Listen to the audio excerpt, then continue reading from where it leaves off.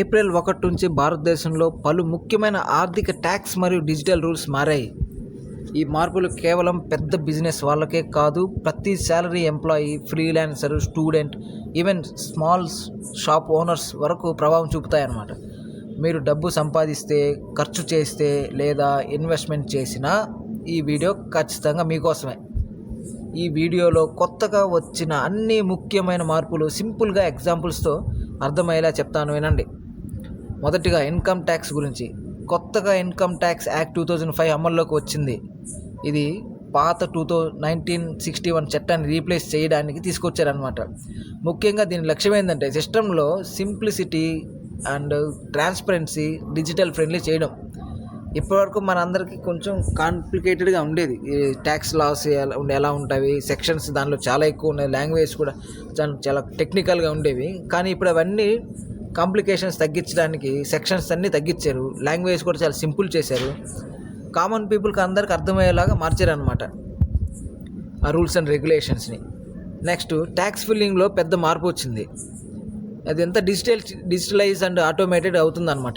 ఇప్పుడు పూర్తిగా మీరు ఐటీఆర్ ఫైల్ చేయాలని వెళ్ళినప్పుడు మీ శాలరీ డీటెయిల్స్, బ్యాంక్ ఇంట్రెస్ట్లు, టీడీఎస్ డిడక్షన్స్ అండ్ మరికొన్ని ఇన్వెస్ట్మెంట్స్ అన్నీ కూడా ఆల్రెడీ మీ ఫామ్లో ప్రీ ఎంటర్డ్గా మీ ఫామ్లో కనిపిస్తాయి. ఇది 2 విధాలుగా ప్రభావం చూపుతుంది అనమాట. ఒకటి ఏంటిదంటే మంచి విషయమే. అది ఏంటిది, మీరు క్యాలిక్యులేషన్ చేయాల్సిన అవసరం లేదు, ఆటోమేటిక్ సిస్టమే చేస్తుంది. ఎర్రర్స్ కన్సీల్ చేయడానికి అవకాశం లేదనమాట. చాలా కష్టం. ఏమైనా దాచిపెట్టుకోవాలన్నా కానీ అందులో దొరికిపోతారు. ఆల్రెడీ సిస్టమ్ సమాచారం సేకరించే ఉంటుంది కాబట్టి. Next, tax reporting and monitoring. ఇది హై వాల్యూ ట్రాన్సాక్షన్స్ మీద స్పెషల్ మానిటరింగ్ చూపిస్తుంది అనమాట. వెంటనే పెద్ద ట్రాన్సాక్షన్ ఇస్తే డిపార్ట్మెంట్కి వెంటనే రిపోర్ట్ చేస్తుంది. బ్యాంకులో అవి ఎలా అంటే, బ్యాంకులో పెద్ద మొత్తంలో డిపాజిట్స్ అయినా, క్రెడిట్ కార్డ్ ద్వారా హై స్పెండింగ్స్ చేసినా, ప్రాపర్టీస్ కొన్నా లేకుండా అమ్మినా, లేదంటే పెద్ద ఇన్వెస్ట్మెంట్స్ ఎక్కడైనా చేసినా కానీ ఇవన్నీ ట్రాక్ అవుతాయి.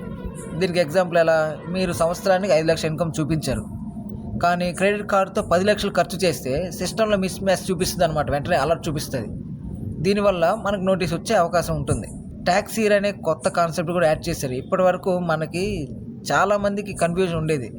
ఫైనాన్షియల్ ఇయర్ అంటే ఏంటిది, అసెస్మెంట్ ఇయర్ అంటే ఏంటి, ఈ కన్ఫ్యూజన్ని తగ్గించడానికి ట్యాక్స్ ఇయర్ అనే కాన్సెప్ట్ తీసుకొచ్చారనమాట. ఇది సింపుల్గా మీరు ఇన్కమ్ ఎర్న్ చేసిన అదే పీరియడ్కి రిఫర్ అవుతుంది. సో కన్ఫ్యూజ్ అవ్వాల్సిన అవసరం లేదనమాట. TDS and compliances. ఇప్పుడు టీడీఎస్ రూల్స్ మరింత స్ట్రిక్ట్ అయ్యాయి. ప్రత్యేకంగా ఫ్రీలాన్సర్కి, యూట్యూబర్స్కి, కన్సల్టెంట్స్కి, స్మాల్ బిజినెస్ ఓనర్స్కి వీళ్ళు ఖచ్చితంగా ఇన్కమ్ని ప్రాపర్గా రిపోర్ట్ చేయాలి. ఎగ్జాంపుల్ ఎలా అంటే, మీరు ఫ్రీలాన్సర్గా చేసి మంత్లీ ఇన్కమ్ పొందుతున్నా అది బ్యాంకులోకి వస్తుంది కాబట్టి ట్రేస్ అవుతుంది. దాన్ని రిపోర్ట్ చేయకపోతే పెనాల్టీస్ అయినా, ఇంట్రెస్ట్ ఛార్జెస్ అయినా, నోటీసెస్ అయినా వచ్చే అవకాశం ఉంటుంది మనకి. ఎందుకంటే అవన్నీ ట్రాక్ అవుతుంటాయి కాబట్టి. Credit card rules. ఇప్పుడు క్రెడిట్ కార్డ్ యూసేజ్ కూడా క్లోజ్గా మానిటర్ చేస్తున్నారు. అందుకని పాన్ లింక్ ఖచ్చితంగా తప్పనిసరి చేశారు. యాన్యువల్ స్పెండింగ్ ట్రాక్ అవుతుంది.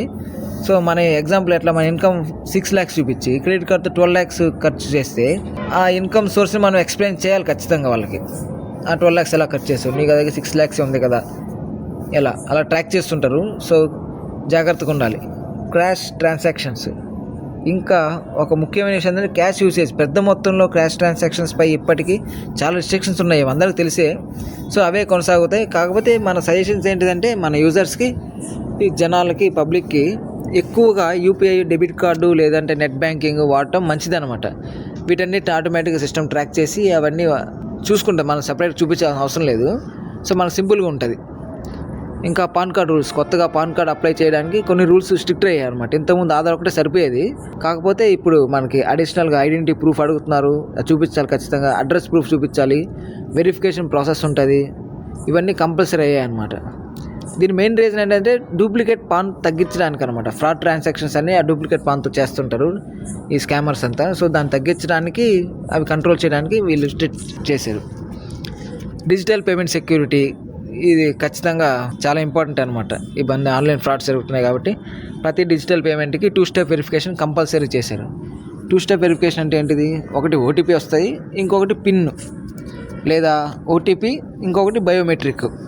2 స్టెప్స్ వెరిఫై చేస్తేనే ట్రాన్సాక్షన్స్ అయ్యేలాగా కంపల్సరీ చేశారనమాట. జస్ట్ టు అవాయిడ్ ఫైనాన్షియల్ ఫ్రాడ్స్ని. దీనివల్ల ఆన్లైన్ ఫ్రాడ్స్ తగ్గుతాయి, అన్ఆథరైజ్డ్ ట్రాన్సాక్షన్స్ చాలా కంట్రోల్ అవుతాయి అన్నమాట. ఇంకొకటి ఇన్యాక్టివ్ బ్యాంక్ అకౌంట్స్ మీద మనందరికీ తెలిసే ఉంటుంది. తెలుసో తెలియకో కొన్నిసార్లు అకౌంట్స్ ఓపెన్ చేస్తాం, అవి వాడకుండా వదిలేస్తాం. ఇప్పుడు అవన్నీ ఇన్యాక్టివ్ అకౌంట్స్పై మానిటరింగ్ పెరిగింది. సో కేవైసీ అప్డేట్ చేయకపోతే అకౌంట్ ఫ్రీజ్ అవుతుంది. కాబట్టి మీరు మీ దగ్గర అన్యూజ్డ్ అకౌంట్ ఉంటే వెంటనే కేవైసీ అప్డేట్ చేయండి. ఇన్వెస్ట్మెంట్స్ అండ్ ట్యాక్సెస్, మీరు ఇప్పుడు ఇన్వెస్ట్మెంట్లు కొన్ని మార్పులు వచ్చాయి. స్టాక్ మార్కెట్ ఫీచర్స్ ఆప్షన్స్పై ఛార్జెస్ పెరిగాయి. సో ట్రేడింగ్ చేసేవాళ్ళు కాస్ట్ క్యాల్కులేట్ చేసుకోవాలి ఖచ్చితంగా. కంపెనీ బైబ్యాక్స్, ముందుగా ట్యాక్స్ ఫ్రీ ఉండేవి ఇవన్నీ కంపెనీ బైబ్యాక్స్, ఇప్పుడు గెయిన్స్పై ట్యాక్స్ పడుతుంది. సావరెన్ గోల్డ్ బాండ్స్ ట్యాక్స్ ట్రీట్మెంట్స్లో కొన్ని మార్పులు వచ్చాయి, చూసుకోవాలి. బాండ్స్లో ఇన్వెస్ట్ చేసేటప్పుడు మ్యూచువల్ ఫండ్స్ అంటే ఇంత రిటర్న్స్పై ఇప్పుడు రూల్స్ను క్లియర్గా అర్థమయ్యేలాగా మనం అర్థం చేసుకుని వాటిలో ఇన్వెస్ట్ చేయాలన్నమాట. మ్యూచువల్ ఫండ్స్లో అదొకటి కొంచెం జాగ్రత్తగా ఉండండి. సబ్జెక్టెడ్ టు మార్కెట్ రిస్క్ అని పెడతారు అనమాట. సో అవి ఎలాంటి రిస్క్లో క్యాలిక్యులేషన్స్ చేసుకొని మనం ఇన్వెస్ట్ చేయాలి, తొందరపడి బ్లైండ్గా ఇన్వెస్ట్ చేసుకోకుండా. ఈ మార్పుల వెనుక ప్రధాన లక్ష్యం అంటే ట్యాక్స్ సిస్టమ్ని సింపుల్ చేయడానికి అనమాట. చాలామంది ట్యాక్స్ ఎవేషన్ చేస్తున్నారు, అవి తగ్గించాలి. డిజిటల్ ఎకానమీని ప్రమోట్ చేయడానికి, ట్రాన్స్పరెన్సీ పెంచడానికి కోసమని ఇన్ని రూల్స్ పెట్టారు. మీరు తప్పనిసరిగా చేయాల్సినవి మన సైడ్ నుంచి మన సబ్స్క్రైబర్స్కి అండ్ మన వ్యూవర్స్కి and also to the citizens of our country పర్టికులర్గా ఏం చేయాలి, పాను, ఆధారు, బ్యాంక్ కేవైసీ అప్డేట్గా ఉంచాలి ఎప్పుడు ఖచ్చితంగా. మనం మీ ఇన్కమ్ సోర్స్ అన్నీ ట్రాక్ చేయండి, క్రెడిట్ కార్డ్ యూసేజ్ని కంట్రోల్లో ఉంచండి, ఇన్వెస్ట్మెంట్పై ప్రాపర్ రికార్డ్స్ మెయింటైన్ చేయండి ఖచ్చితంగా. ఫైనాన్షియల్ ఇయర్ ప్రారంభంతోనే ట్యాక్స్ ప్లానింగ్ ప్రారంభించండి.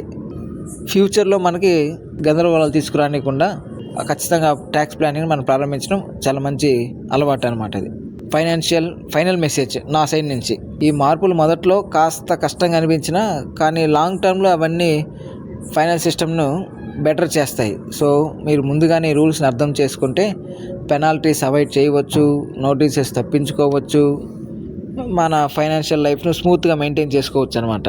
సో ఇలాంటి యూస్ఫుల్ ఫైనాన్షియల్ అప్డేట్స్ కోసం మా ఛానల్ను సబ్స్క్రైబ్ చేయండి. వీడియో నచ్చితే లైక్ చేయండి, మీ ఫ్రెండ్స్తో షేర్ చేయండి. ధన్యవాదాలు. అందరూ మంచిగా ఉండండి. Thank you.